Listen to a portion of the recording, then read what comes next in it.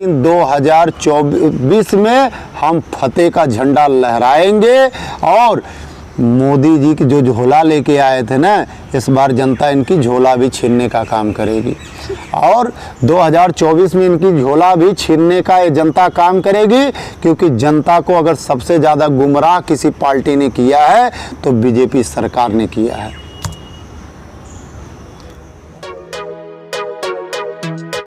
आज हमारे बीच में कुलदीप जी बैठे हुए हैं, प्रियंका राहुल गांधी सेना के महासचिव, नेशनल प्रवक्ता उत्तर प्रदेश के। कुलदीप सर, ये जो भारतीय जनता पार्टी के 9 साल बेमिसाल हैं, उसके बारे में कुछ बताएंगे? जय भारत माता, जय श्री राम, हर हर महादेव। अभी आप कह रहे हैं कि 9 साल बेमिसाल, मोदी जी बोल रहे हैं कि 9 साल बेमिसाल इनका जो नारा चल रहा है, ये अगर हम ज़मीन स्तर पर देखें तो ये बीजेपी की सरकार, बीजेपी की गवर्नमेंट ज़मीनी स्तर पर फेल है। और आपसे बता देना चाहते हैं, ठोक के लगा दिया आपने तो। ज़मीनी स्तर पर ये फेल सरकार हो गई है और आज हमारे देश में आप देख रहे हैं कि महंगाई आकाश छू रही है और बीजेपी सरकार जो भी वादे की थी आम जनमानस को, वो सारे वादे भुलाकर केवल बड़े बड़े उद्योगपतियों को ही संवारने का काम की है। और ये बीजेपी सरकार में हमारे किसानों की ज़मीनों पर इनका निगाह गड़ा रहा, जिसमें 1.5 साल हमारे किसान भाइयों को परेशान की है बीजेपी सरकार, और फिर उसके बाद हमारे देश की बेटियों को परेशान करने का काम किया।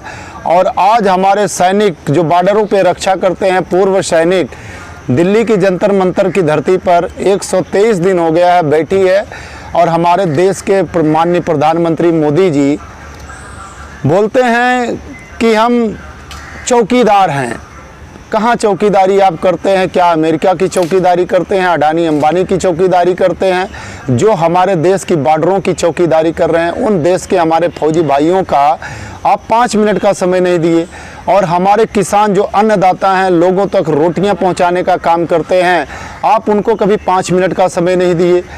हमारे देश की बेटियां जिन्होंने तिरंगे का सम्मान पूरे विश्व में बढ़ाने का काम किया, आपने उनको 5 मिनट का समय नहीं दिया। और आज एक फिल्म बनाया, जो आप बता रहे हैं ना 9 साल बेमिसाल, आदि पुरुष एक फिल्म बनाया गया, तो हमारे देश के माननीय प्रधानमंत्री मोदी जी 45 मिनट एक फिल्म बनाने के लिए राइटर और प्रवक्ता को देते हैं। तो क्या यही 9 साल बेमिसाल है? कांग्रेस की सरकार में 4 रुपये किलो आलू बिकते थे, आज 40 रुपये 45 रुपये किलो आलू हैं। 12 से 11 रुपये किलो आटा बिकते थे, आज आटे का रेट कितना है? 50 से 55। कांग्रेस का काम जो है, जब से मोदी जी आए हैं, कांग्रेस वाले मोदी जी के बुराई के सिवा कुछ नहीं करते, उनके विकास की नीति बताते ही नहीं। देखिए, कांग्रेस वाले बुराई नहीं करते हैं। हम जब भी सरकार को घेरते हैं तो उसकी नाकामयाबी जो है उस पर हम घेरते हैं। और देखा जाए तो आए दिन बीजेपी के लोग बौखला भी गए हैं, क्योंकि अभी हमारा महागठबंधन जो है पटना की धरती, बिहार में पटना की धरती पे हुआ, और इससे जो है बीजेपी की गवर्नमेंट्स, बीजेपी की सरकार, बीजेपी के लोग बौखला गए हैं।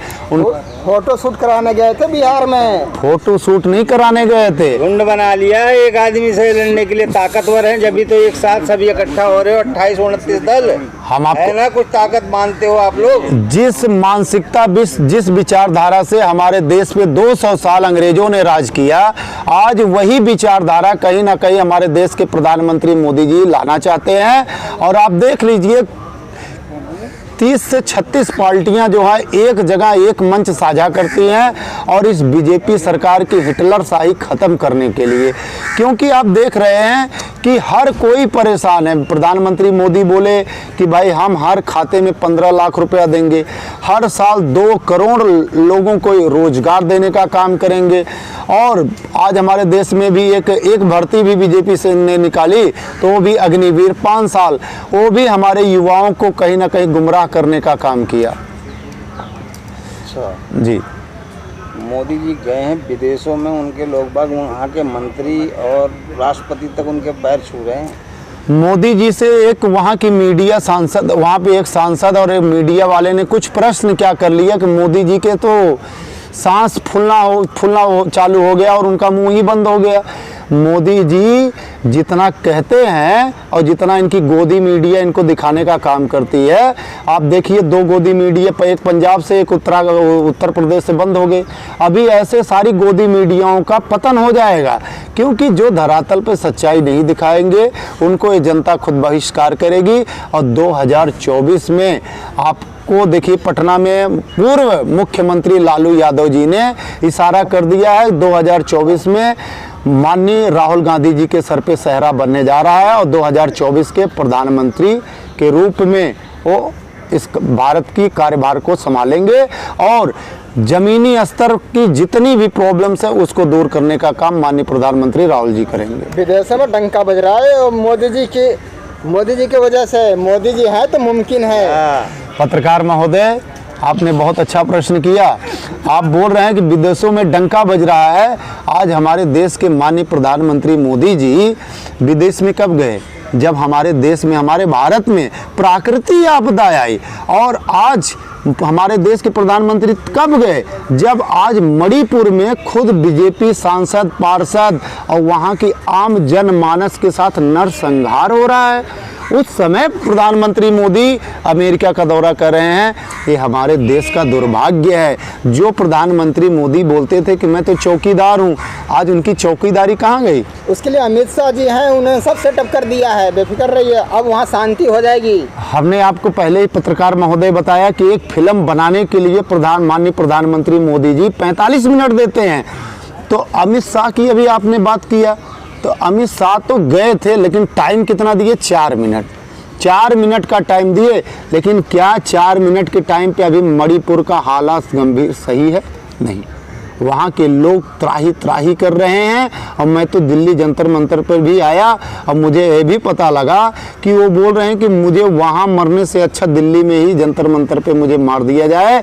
और यहाँ की बीजेपी गवर्नमेंट्स द्वारा उनको डिटेन कर उठा लिया गया।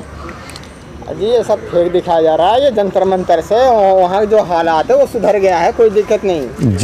जनता जो विपक्ष का काम है उनके मुद्दे विरोध में बोलना।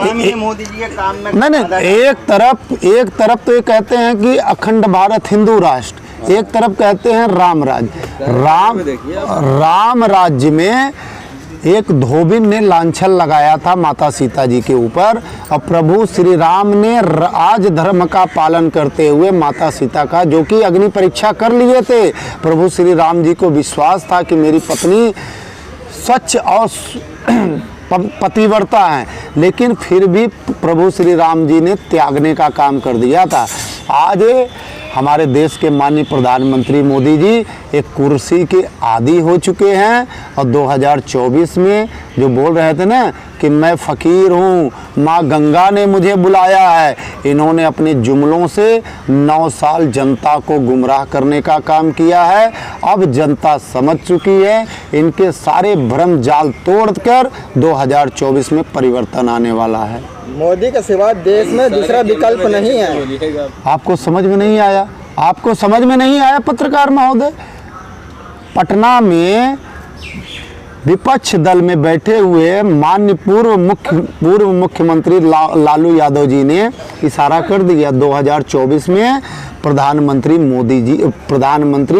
राहुल गांधी जी बनने जा रहे हैं। उन्होंने तो 2014 में भी महापंचायत बुलाई थी, जब उन्होंने कहा था जब भी सरकार बन रही है राहुल गांधी की, वो भारतीय जनता पार्टी का कहना हम 45 साल इस देश पे राज करेंगे, हमें कोई हटाने वाला नहीं है। ये कांग्रेस लोगों को भ्रमित करती है, कुछ नहीं है।